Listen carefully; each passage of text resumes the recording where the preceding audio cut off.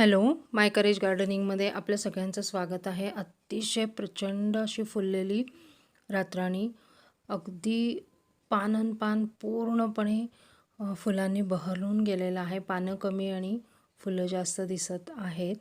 तर ही रातराणी आपल्या सुगंधाने संपूर्ण परिसर, संपूर्ण पंचक्रोशीत ह्याचा वास पसरलेला असतो. रात्री उमलणारी ही रातराणी आहे, म्हणूनच ह्याला रातराणी असं म्हणतात. खरं तर ही पॉटमध्ये लावलेली रातराणी होती आणि तिला जागा कमी पडायला लागली, म्हणून मी माझ्या सोसायटीच्या गार्डनमध्ये लावलेली आहे आणि तिथे तिला काही म्हणजे लिमिटच नाही, इतकी प्रचंड ती पसरली आहे. खरंच बघून खूप आनंद होतो. तर केव्हाही पॉटमध्ये लावणे आणि जमिनीमध्ये लावण्यामध्ये असा फरक असतो. ह्याला काही मर्यादाच नाही आहेत वाढण्यासाठी. प्रचंड वाढलेली आहे. तर दिवसा मी काढलेलं आहे. खरं तर हे फूल जे आहे तुम्ही बघा, आता थोडंसं हे कोमजलं आहे.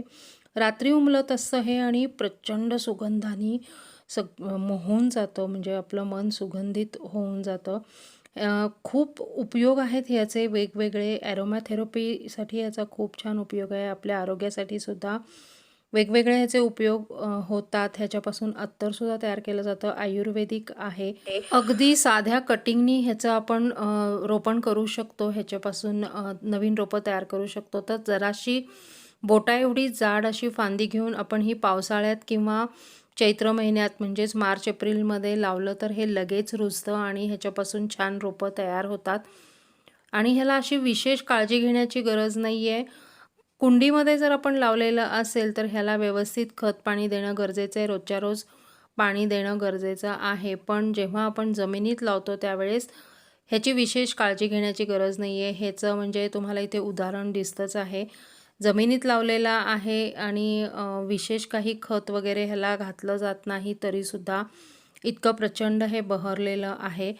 तर ह्याच्यापासून म्हणजे वातावरण तर शांत आणि सुगंधी वातावरण होतंच आहे. घराच्या अंगणात लावल्याने वास्तुदोष पण दूर होतात असं म्हणतात. तर ह्याचा सुगंधच इतका छान असतो की आपलं मन इतकं प्रफुल्लित होतं. त्यामुळे आपल्यातली निगेटिव्हिटी पूर्ण निघून जाते. त्यामुळे कदाचित आपली दुःख पण निघून जातात. तर ही जी वनस्पती आहे, रातराणीची वनस्पती, इवन फुलंसुद्धा ही मज्जासंस्थेच्या आजारामध्ये सुद्धा त्याचा उपयोग केला जातो आणि त्याच्या वासाने आपल्या मेंदूवरती छानपैकी परिणाम झाल्यामुळे सुद्धा आपली विचारसरणी ही पॉझिटिव्ह होते. पॉझिटिव्ह थिंकिंग आपल्याला व्हायला लागतं आणि ह्याच्या सुगंधाने म्हणजे कुठली काळजी, भीती, अस्वस्थता वगैरे इत्यादी निघून जातं. थकवा निघून जातो. अर्थात इतका सुगंध असतो याचा की पूर्णपणे थकवा निघून जातो. तर अशा प्रकारे ह्या रातराणीचे अनेक उपयोग आहेत. दिसायला खूप छान दिसतं आणि भरपूर सुगंध देतं. सगळ्यात महत्त्वाचं म्हणजे खरोखर ही रात्री उमलणारी रातराणी खूप सुगंध देते. तर त्यामुळे आपल्या बागेमध्ये असावी आणि पॉझिटिव्हिटी खूप निर्माण करते. आणि शिवाय ही वास्तुशास्त्राप्रमाणे पण आपल्या घरात असल्याने पॉझिटिव्ह वेव्ज निर्माण होतात आणि म्हणून ही वास्तूसाठी सुद्धा शुभ असते. तर अशा प्रकारची रातराणी जी आहे, जर आपण पॉटमध्ये लावली तर त्याला शेणखत हे साधारण 2 ते 3 महिन्यांनी एकदा अगदी आवश्यकच आहे. आणि त्याचबरोबर आपण ह्याला फवारणी वगैरे करणं पण आवश्यक आहे. कुठली कीड वगैरे ह्याच्यावरती पॉटमध्ये जर लावली तर मिलीबग वगैरे येऊ शकतो. अर्थात फुलांचं रोप आहे. पण आता हे जमिनीत लावलेलं आहे. तर जमिनीत ह्याची मुळं सगळीकडे खूप पसरली आहेत. उंचच्या उंच झालेलं आहे बरं का हे. आणि आणि प्रत्येक फांदीला तुम्ही वरती पण बघा, प्रत्येक फांदीला इतकी प्रचंड फुलं आलेली आहेत. अगदी संपूर्ण परिसर जो आहे तो सुगंधाने मोहून गेलेला आहे, व्यापून गेला आहे, अगदी सुगंधाने भरलेला आहे. तर खूप छान वाटतं. हे नक्की सगळ्यांनी आपल्याकडे लावावं. अगदी सहज रुजणारं आहे. आयुर्वेदिक ह्याचे बरेच उपयोग आहेत. तर ही फुलं आपण पाण्यात उकळून त्या पाण्याने अंघोळसुद्धा करू शकतो.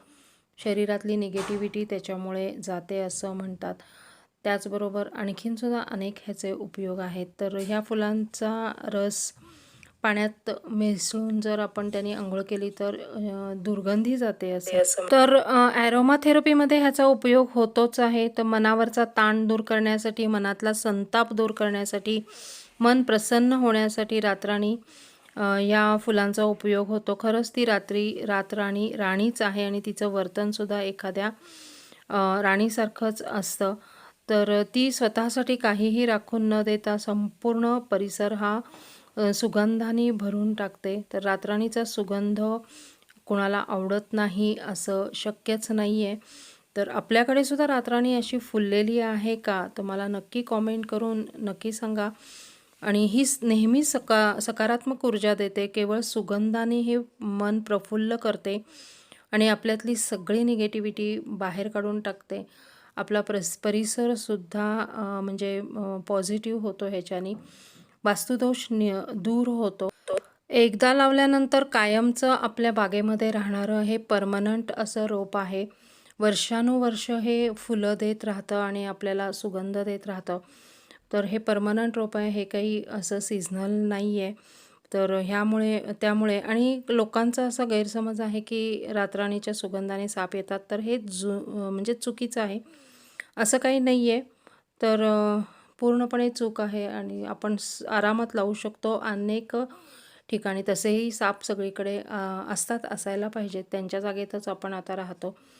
त्यामुळे साप जर असतील तर केवळ रातराणी हे त्याचं कारण नाही आहे. पण आपल्याला हे खूप मोहित करणारं असं पॉझिटिव्ह एनर्जी देणारं असं हे रातराणीचं फूल आहे, रातराणीचं रोप आहे. खूप अगदी हिरवीगार त्याची पानं असतात. पानंसुद्धा खूप छान दिसतात. त्याचप्रमाणे फुलंसुद्धा खूप छान दिसतात. Thanks for watching my video. पुन्हा भेटूया.